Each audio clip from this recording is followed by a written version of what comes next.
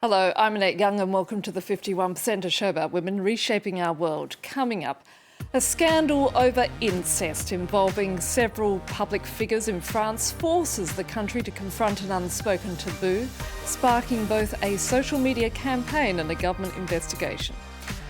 And as the pandemic results in a greater number of homeless people here in Paris, we visit a shelter established solely for women. Also, uncovering the lost works of female Renaissance artists. We'll be speaking to Linda Falcone, whose Florence-based organisation recovers and restores paintings by artists whose gender meant they were forgotten for centuries.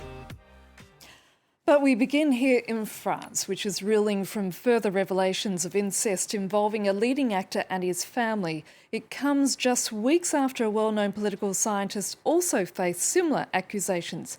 As a result, the hashtag #MeTooIncest has become a rallying call on social media, with thousands sharing their own stories. In response, the French government has set up an independent commission to examine the issue. This is a recent survey reported that 1 in 10 French people have been a victim of incest, with 8 out of those 10 being women. Emerald Maxwell reports. Celui-là, je dois avoir 10 ans peut-être. Je suis avec ma sœur et mon grand-père. What to do with her family photo albums has been nagging Colette for a long time. La question s'est posée à un moment de faire un tri dans les photos. Et en fait, je me suis dit que non, il n'y aurait pas de tri dans les photos. Même dans les situations extrêmes, il y a toujours des moments joyeux, quoi. C'est pas incompatible, on va dire. As a child, she was raped by her father. Abuse she endured for years. Je pense que ça a commencé, j'avais 4 ans. Mais peut-être que ça a commencé avant. Puis je suis pas sûr que ça commence un jour précisément, de façon très nette. C'est comme c'est une emprise, ça se met en route tranquillement, tout doucement. Parce qu'en fait, c'était une ambiance très incestueuse ou incestuelle à la maison, puisque mes parents se baladaient nus. Ils nous embrassaient sur la bouche. Tout ça, c'était convenu, en fait. Ils se montraient nus aussi en ayant des érections. Enfin, ça, je me souviens très très bien. Like many incest victims, Colette suffers from post-traumatic amnesia. Her brain has repressed memories to protect her. She was 42 when echoes from the past began to resurface, when her son told her he'd taken showers with his grandfather, her rapist. Je suis sortie d'amnésie parce qu'il y a eu mes enfants. Et que c'était pas possible que ça se reproduise, en fait. Du coup, j'aimerais bien qu'on ne pense pas qu'on sort d'amnésie d'un coup d'un seul, qu'on récupère tous les souvenirs, on revoit toute la scène comme si on était extérieur. C'est ce qui est difficile avec l'amnésie traumatique, c'est à double tranchant. C'est-à-dire, c'est ce qui te sauve et à la fois ce qui t'emprisonne. To protect her children, she decided to confront her parents. Met with insults, threats, and called a liar, she then broke off all ties with them. For the past 2 years, Colette's been taking part in support groups with other victims of incest and their relatives. The reason most of the participants here wish to remain anonymous is that they fear being sued for libel by their abuser. What they all have in common is the lack of empathy and understanding they felt from their family circles, plenty of whom don't want to hear about what they've lived through. Lorsque ma sœur m'a tout raconté, j'ai appelé ma mère pour qu'elle vienne nous aider ma sœur. Alors au début, elle était en train de cuisiner, le dos tourné, elle répondait pas. À un moment donné, elle s'est retournée, elle a dit à ma sœur, si ça a duré autant d'années, c'est que ça te plaisait. Alors moi, là, c'était trop. An Ipsos survey last November reported that 1 in 10 French people have been a victim of incest. If those figures are correct, that's 6.7 million people. 8 out of 10 of those are women. Figures that may well be underreported, given the difficulty of speaking out. Psychiatrist Gérard Lopez is tackling the problem head-on, providing support to victims of incest. L'emprise psychologique, c'est toute une série de stratégies qui consistent à placer une personne sous sa domination. Donc c'est la séduction, la gentillesse. Ensuite, quand l'enfant est sous l'emprise, eh bien, il peut prendre même le parti de son agresseur. Encore récemment, on parlait d'inceste amoureux. French law says anyone victim of incest while a minor can press charges till the age of 48, 30 years after they reach the age of majority. Colette, therefore, has 4 years left to do so. Whatever she decides to do, she can already claim 2 victories, overcoming her amnesia and confronting her childhood demon head-on. Now, here in the French capital, the number of people sleeping rough, and especially women, has increased markedly in the last year thanks to the pandemic. Yet, despite numerous shelters being established, NGOs say too many homeless women still shy away from seeking help. Yuka Roya and Karim Yayawi went to visit a new emergency shelter in Paris reserved solely for women. It's 9 p.m. With coronavirus restrictions, Paris is almost asleep. Activity at this centre, though, has just started. Situated inside a district town hall, the small space has no beds.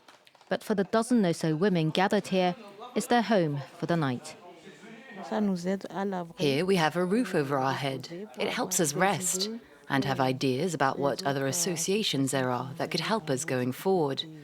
Outside, we can't find help, and it's cold. Life was already tough before the pandemic, but for someone like André, the COVID-19 crisis has made it impossible to make ends meet. I want to work, but there is no work. I haven't paid much pension contributions, so I need to work. If this goes on much longer, or if I catch this terrible virus, I don't know how I'll be able to cope. Authorities and NGOs have set up new homeless facilities across France in recent months, enough to shelter 40,000 more people. But there are still many living on the street, including women who are reluctant to seek help. Fear of becoming a victim of violence, or having worries about their health, or problems related to the COVID pandemic.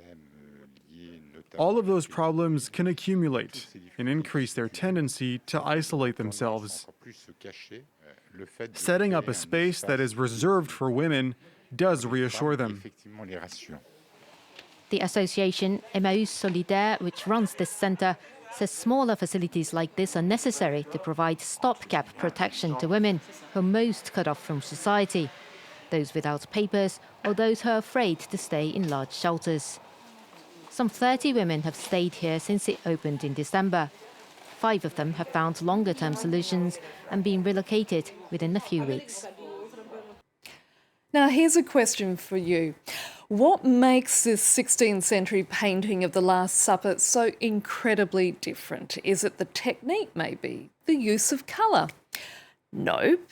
It's simply the only Last Supper to be painted by a woman, the artist Plautilla Nelli. The 6-metre-long artwork was rediscovered by the Italian-based organisation Advancing Women's Artists, which seeks to recover and restore forgotten paintings by female artists. Its director is Linda Falcone, and she joins me now from Florence. Linda, thank you so much for your time. Is there anything about this particular work that makes it stand out from other paintings of the Last Supper, apart from the fact it was painted by a woman? The first thing that we need to know about when looking at Plautilla Nelli's Last Supper is that it was painted by her, but also by a group of women within the confines of her convent. So we're talking about a 16th century group of women working together, and they created a bottega, or a workshop, that was very similar to what male artists were doing at the time, and they were creating this incredibly large work, this monumental piece, as a choral piece. So we think that there are about 8 hands, different levels of expertise. Plautilla, as the master painter or master paintress, probably did most of the faces, and some of the robe work, which is excellent. There are other parts of the painting that are weaker, because it was really a piece for training. And that's one of the few examples of an all-women workshop, and certainly in terms of early women artists, the only one that I know of. Now, your organisation has very much spent more than a decade tracking down works of women artists, especially from the Renaissance period. Women were not even recognised as citizens at that time of history. So how did they manage to become artists? Well, in the case of Plautilla, for example, she was able to become an artist because she lived in the confines of her convent. We often think of Renaissance convents as very sort of obscure and closed, repressed places, but in reality, they were rather free-thinking comparatively because 50% of educated women were in convents. So you have 50% of the literate women in the world in convents, and they were producing artworks, sculptures, paintings, works of theater, etc. And they were sources of female power. In fact, no more than 2 women of the same family in the Renaissance could be in the same convent because they feared allied female power. Linda, your association is shutting up shop this June. That itself is sad to hear, since your work, I imagine, is far from being finished. AWA wasn't actually planned to last forever. That wasn't the vision of the organization. The vision of the organization has always been really to be a resource for museums. But having said that, the reality is that many of us are still lacking knowledge about these artists. Certainly, awareness is a huge problem in terms of art by women. The general public is just recently, we can say, beginning to ask the question, where are the women? And starting to demand also to see art by women in museums. So this is a step in the right direction. Certainly, we need to become more aware of the achievements of women and women artists. And restoration plays a huge role in that process because it's process driven, and many people can relate to the idea of reclaiming hidden treasures. Linda Falcone, thank you so much for your time. My pleasure. And that's it for this edition. You can also connect with us via our Facebook page, that of course being France24.51%, or do send us a tweet at _51%. So until our next show, bye for now.